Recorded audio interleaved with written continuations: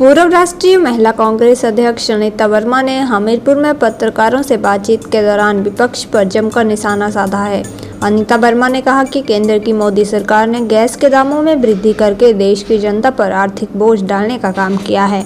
उन्होंने कहा कि मोदी सरकार ने पहले तो लोगों को मुफ्त में गैस कनेक्शन दिए, अब गैस कनेक्शन के दामों में वृद्धि करके गृहिणियों को परेशानी में डाल दिया है। वहीं उन्होंने कहा कि मोदी सरकार ने घरेलू गैस सिलेंडर में 50 रुपये में बढ़ोतरी की गई है, वहीं कमर्शियल सिलेंडर में 300 रुपये की वृद्धि की गई है, जिससे लोगों को परेशानी का सामना करना पड़ रहा है। पूर्व राष्ट्रीय महिला कांग्रेस अध्यक्ष ने विपक्ष पर निशाना साधते हुए कहा कि मुख्यमंत्री ठाकुर सुखविंदर सिंह सुक्खू की सरकार को अभी मात्र 2 महीने ही हुए हैं, लेकिन विपक्ष बिना बात के बयानबाजी कर रहा है। जो संस्थान हिमाचल प्रदेश में सुक्खू सरकार ने बंद किए हैं, उन संस्थानों को बीजेपी सरकार ने वोट की राजनीति के तौर पर खोला था ताकि लोग उन्हें वोट दे सकें। इसके लिए भाजपा सरकार ने बजट का कोई प्रावधान नहीं किया गया था, लेकिन मुख्यमंत्री ठाकुर सुखविंदर सिंह सुक्खू द्वारा इन संस्थानों को बंद किया गया है। उनका वे स्वागत करती है, क्योंकि जिन संस्थानों की आवश्यकता प्रदेश में होगी, सुक्खू सरकार द्वारा इन संस्थानों को प्राथमिकता के आधार पर खोला जाएगा। वहीं पूर्व राष्ट्रीय महिला कांग्रेस अध्यक्ष अनीता वर्मा ने भाजपा सरकार पर निशाना साधते हुए कहा कि जहां भी चुनाव होते हैं, वहां पर भारतीय जनता पार्टी की सरकार लोगों को ईडी और सीबीआई का डर दिखाती है। उन्होंने कहा कि दिल्ली के एमसीडी चुनाव में भारतीय जनता पार्टी को हार मिली है। उस हार को भारतीय जनता पार्टी के केंद्र के नेता सहन नहीं कर पा रहे हैं।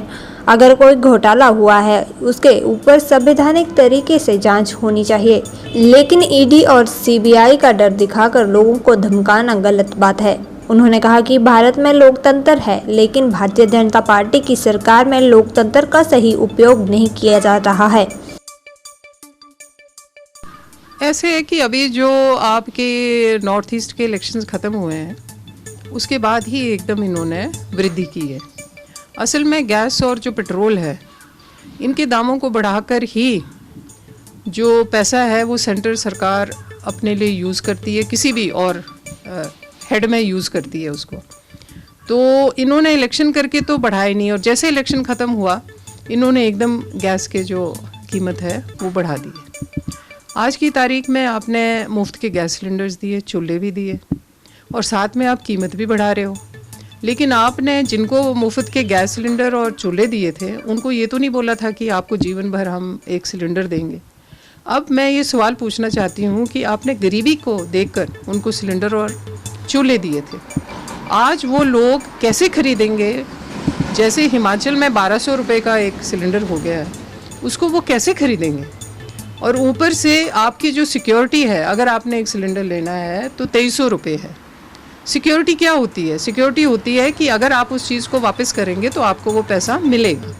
जो कोई भी आज की तारीख में सिलेंडर को वापस नहीं करेगा, तो वो भी इनकम जो है एक किस्म से सरकार कमा रही है। तो मैं समझती हूँ कि ये जो एक गैस का आपने कीमतें बढ़ाई हैं, ये आपने घरेलू महिला पर बहुत ही बड़ा वार किया है। आप आज तो विपक्ष में बैठे हुए हम पे ताने कसते हो कि 1500 रुपये आप कब दोगे महिलाओं को। हम आपसे यही पूछते हैं कि आप ये गैस के सिलेंडर की कीमतें बढ़ाकर कहाँ से राहत दे रहे हो महिलाओं को? हम ना किसी तरीके से तो राहत देंगे, पर आप तो और महंगाई कर करके महिलाओं को जो तंग कर रहे हैं, तो कृपा करके ये बंद कीजिए, महिलाओं का साथ दीजिए। वही एक गृहिणी है जो एक घर को चलाती है। अगर आप इसका गैस की कीमत कम करके उसका साथ देंगे, तो महिलाएं आपके साथ खड़ी रहेंगी। ऐसे है कि विपक्ष का तो काम है कि आपने कोई ना कोई नुक्स जो बैठी हुई सरकार है उसके निकालने हैं। मैं उनसे ये पूछना चाहती हूँ कि अभी तक 2 महीने नहीं हुए हैं सुक्खू जी को अपना स्थान ग्रहण करने में, उस पर जो ये ताने दे रहे हैं, मेरे हिसाब से ये ठीक नहीं है। इनको समय दीजिए। और इन्होंने जैसे कहा कि हमारी सारी संस्थाएं बंद कर दी हैं जो इन्होंने अनाउंस की थी, ऐसी बात नहीं है। सुक्खू जी उस पर विचार कर रहे हैं। जहाँ जहाँ पर उनके पास फाइनेंसेस हैं और जहाँ वो चल सकती हैं, और वहाँ उनकी ऐसी डिमांड है, और वहाँ पर वो उनका वहाँ रहना वहाँ के इलाके के लिए काफ़ी ज़रूरी है, तो वो सारी संस्थाएं हैं वो वैसे ही चलेंगी। मेरे हिसाब से वो गलत फ़ैसला नहीं लेंगे। तो बहुत जल्दबाजी कर रही है हमारी ऑपोजिशन सुक्खू जी पर ऐसे आरोप लगाने या कांग्रेस की सरकार जो अब चली है उसके ऊपर ऐसे आरोप लगाना, तो मैं समझती हूँ उनको थोड़ा धीरज रखना चाहिए। भाई ऐसे है कि जो भी वर्कर होता है वो हर नेता का दोस्त होता है, यार होता है, और वो कुछ ना कुछ सलाह ज़रूर देता है उस सरकार को, उस सरकार के मुखिया को। तो अगर वो उनके दोस्त या उनके जो चाहने वाले हैं उनके साथ रहते हैं, और अगर वो उनके साथ उठते बैठते हैं, मैं नहीं समझती हूँ कि सुक्खू जी सारी राय उनसे ही लेते हैं। वो बहुत अक्लमंद है, वो इंटेलिजेंट है, वो कोई भी काम करते हैं तो अपनी राय से ही करते हैं। वो अलग बात है कि उनसे बातचीत कर कर उनका जो अपना निर्णय है उसको ज़रूर पूछते हैं। ऐसे कोई नई बात नहीं हुई है, क्योंकि मैंने देखा है कि जहाँ पर भी कोई इलेक्शन होगा तो वहाँ का कोई प्रतिष्ठित नेता होगा तो उसके ऊपर बीजेपी है ज़रूर ईडी या सीबीआई के तहत उनको डराने की कोशिश कर रही है। और आपका जो खास करके म्यूनसिपल एमसीडी का जो इलेक्शन हुआ दिल्ली का, उसमें जो मार खाई है बीजेपी ने, वो भी उनको थोड़ा ठीक नहीं लगा। और उनका चाहते थे कि मेयर बने, वो चाहते थे कि जो स्टेयरिंग कमेटी है उसमें भी उनका चेयरमैन बने। तो इन बातों पर जो हस्तक्षेप आम आदमी पार्टी का हुआ और बीजेपी इन पदों को नहीं ले सकी, उस पर इन्होंने बड़ी अपनी नाराज़गी दिखाकर किया है। और अगर कोई घोटाला हुआ है तो हम समझते हैं कि इसके ऊपर ज़रूर जांच होनी चाहिए, ये गलत है। लेकिन ऐसे ही हाथ डालना और एक वहाँ पर इमेज दिखाना कि ये सब करप्ट हैं, मेरे हिसाब से ठीक नहीं है।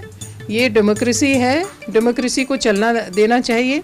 अगर आपके पास कोई ऐसे सबूत हैं तो उसके ऊपर एक्शन लीजिए, इसको लिंगर ऑन मत कीजिए। मैंने देखा है कि काफ़ी केसेस को लिंगर ऑन करते हैं, जब तक वो बंदा है वो टूट नहीं जाता है, वो बीजेपी ज्वाइन कर लेता है तो सब ठीक होता है, तब वो साध होता है, वो बिल्कुल स्वच्छ होता है, उसके ऊपर कोई ईडी नहीं होती, उसके ऊपर कोई सीबीआई नहीं होती। तो मैं समझती हूँ कि ठीक को ठीक रहने दीजिए और गलत है उसके ऊपर ज़रूर आप कार्रवाई कीजिए।